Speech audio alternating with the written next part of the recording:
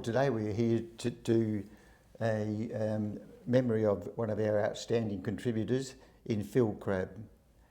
Phil Crabb has been an outstanding contributor and a very generous donor to our club over a period of 53 years, including a term as president of our great club. Phil played league football for South from 1964 and played 100 league games, mainly at the centre half-back and the half-back line. He was a very clever player who gave nothing away easily. In 1972, Phil believed some person should be honoured for their outstanding service to the club and commenced donating the Crabb Medal, possibly the most prestigious award at our club. He continues to donate the medal, now going on for an incredible 53 years. Thank you, Bruce. Yeah. So Phil, what initially drew you to join South Bunbury Football Club and how did you get started? Well, after the war, my father shifted first of all to Harvey. Mum went. So with Mum and Dad and my two brothers, Jeff and Morris, and then Joy was born at the Harvey Hospital as she came along. So when we shifted to Bunbury, Dad was quite a famous player at South Bunbury in the golf field, and he took on one of the coaching positions of the under-16 side. I wasn't. You remember Bruce? We had an under-16. Yeah. We did. Yeah. Well, I played in that for a year, and right at the end of the season, I was captain of the Bunbury High School upper class football team, which is quite an honour for a junior to be captain of the Premier side. But a couple of days before the competition was to start in Perth, I had an accident and broke the bone just under my knee, and that gave me a big setback and a lot of pain for most of my life. However, Dad continued to coach, and I continued to train until eventually the following year I could pull on a boot. But I'd procured a job in the National Bank in Bunbury in that down period, and I remember the manager's name was Frank Rose. Perhaps a few people remember him. And I was transferred in the banking company's reserve relief team, and I was transferred to Corrigan. And I remember it was a long trip in those days, riding my motorbike all the way over the range along the gravel roads to reach Corrigan. I don't think I played there, but I did do a fair bit of training. And in the meantime, a transfer to Calaburn came about, and I was transferred to Calaburn in the bank. And I had a wow of a time there, and I was picked in the league side pretty well straight away. And I had what I considered an illustrious career with that very good footy club. They were members of the East Avon League, and it was the first of the grand finals that I ever played in. And we were beaten, of course, and I got transferred to Claremont and was cleared to the Claremont Football Club. Unfortunately, in my second year at the club, I sustained a very bad injury, and that sort of, I got a ruptured kidney, and that put a bit of a stopper on me for football for some time. But there's one very good point out of it. I met my beautiful wife at Claremont. And here we are, still married 65 years ago. Yeah, 65 years ago. And she presented me with 3 lovely daughters who I'm very, very fond of. And you'll hear more of those later. And that's roughly the outline of where I got. I applied for a transfer to Bunbury, and the bank gave me a clearance to go to Bunbury and play for South Bunbury. So I was back where I started. Dad had finished coaching, but he was a very, very good coach. A couple of the players, particularly one that stands out, the memory coach, was Ian Cahill, who holds the club record, I think, for a number of games. Is that right? Yep. Bruce? And I remember Ian as a little boy trotting up and down the wing, trying to get a kick, and to see him in later life, what a fine player he was a big kick to me. So that's, other things will come up, but that's basically how I got started in it. So my father played for South, I played for South, my brother Jeff played for South, Morris played for South. I think all the family played for South, except Uncle Jack's boy, which was Jack, who was the bank manager, and Bruce worked for Cullity Timbers and passed away just a short time ago. But they were good players too. But played for the wrong club, I reckon. They'd done better at South. I think I remember in 1968, Morris, Jeff and Phil Crabb all played in the one team. And you were reserve. I was reserve. So it's a record. There was too many crabs in the team, so I couldn't get in. Yeah. They'll bring you fishing net next time. Yeah, that was a wonderful day for your family. It was a very special day when those 3 boys played together. And what would you just describe about the atmosphere and the camaraderie at the South Bunbury Football Club? Oh, it was very good. The club was all fairly financial, and they got they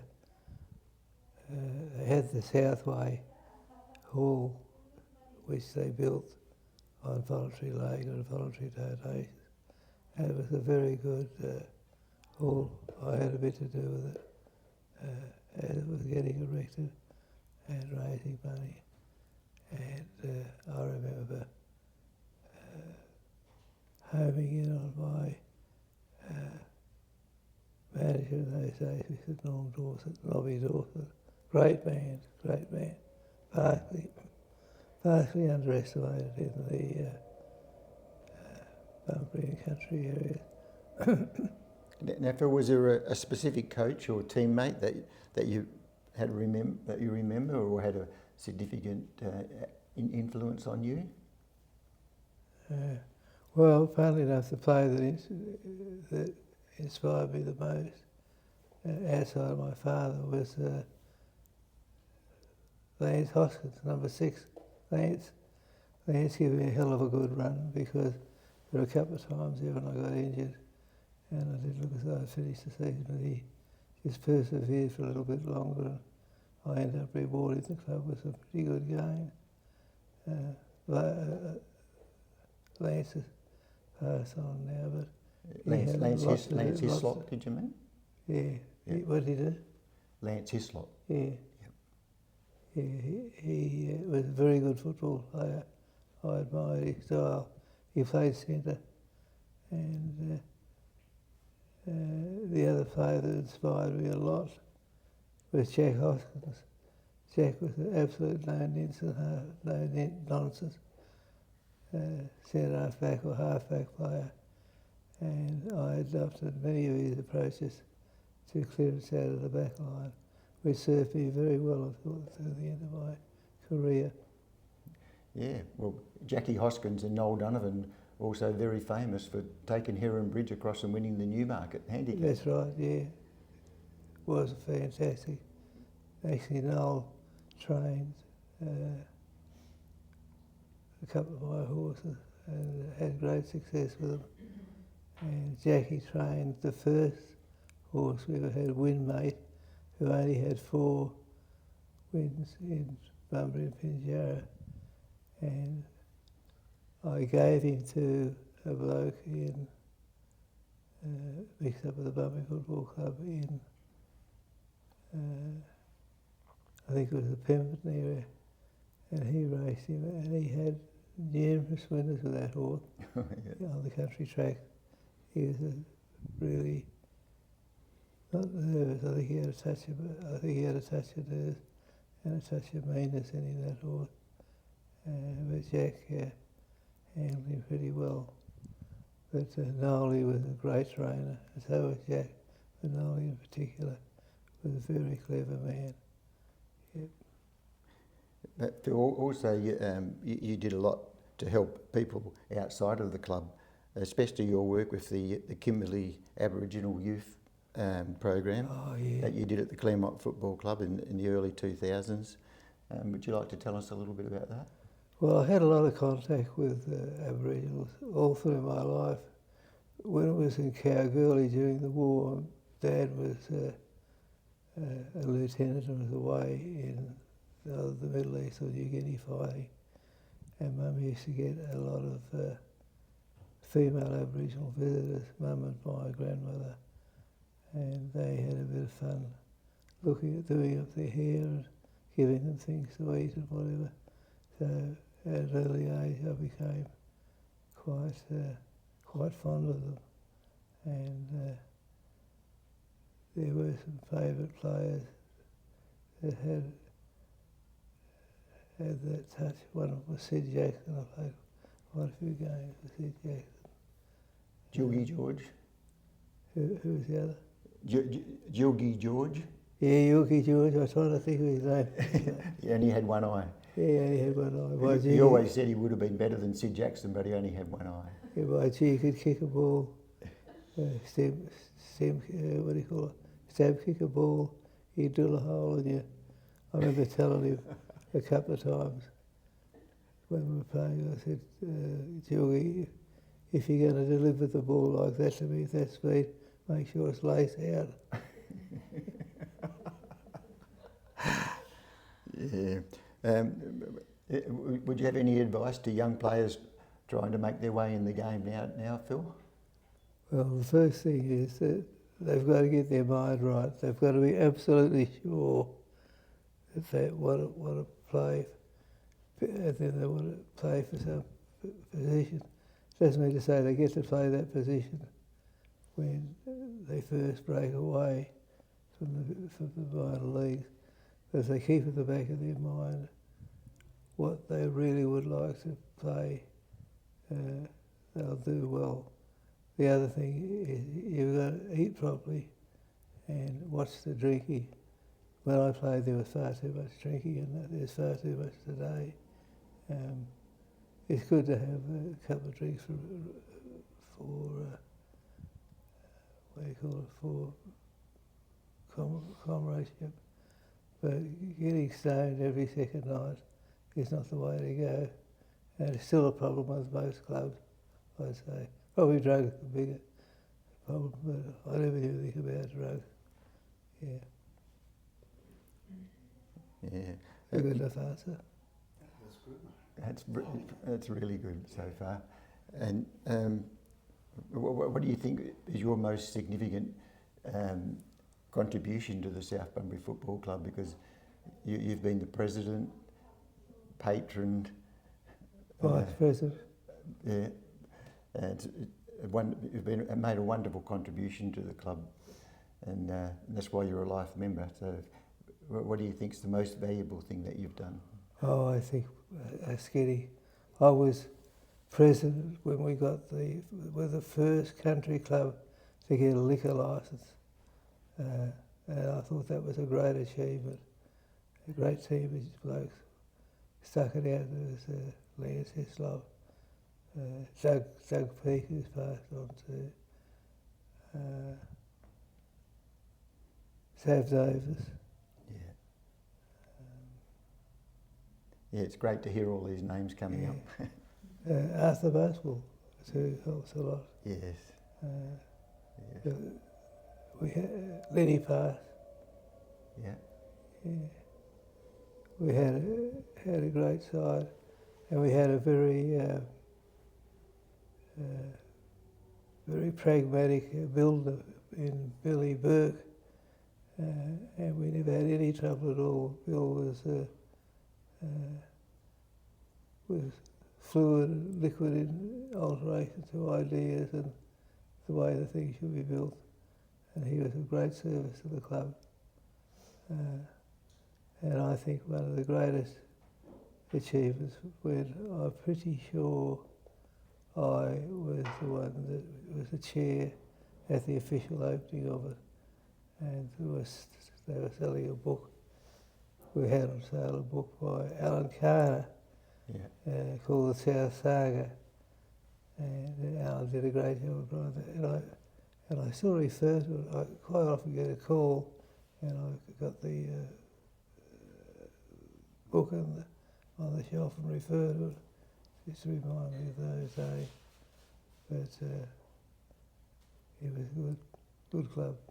Well, Phil, you've had a really wonderful life, not only just with football, but with your business life, mining entrepreneur.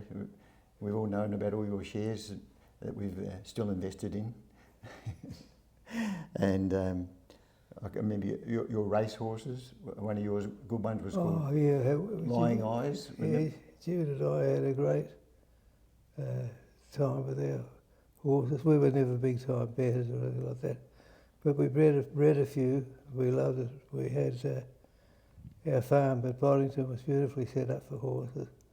I spent a bit of money on that. We kept the horses and bred them there, and we had some outstanding horses. Miss Hurricane was one. She was a real good horse, blinded. I only had a part interest in that, but that was worthwhile. There were quite a few. Quite a few. Ivor Khan.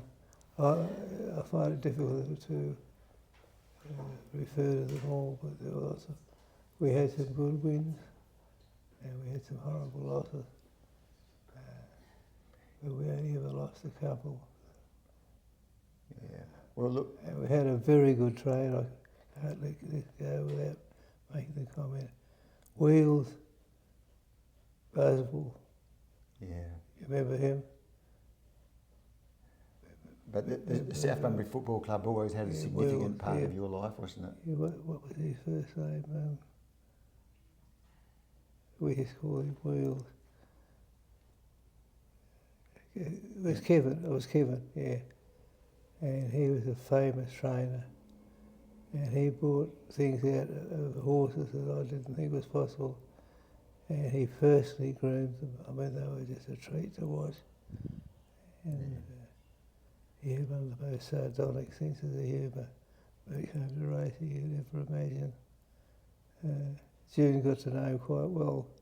She used to drive the horses to the various country tracks at the time, while Kevin got a ride in our big Ford LTD, which cut out the journey in no time. Is that right? Is that right, June? Yeah. What's that? The big Ford LTD was good to drive.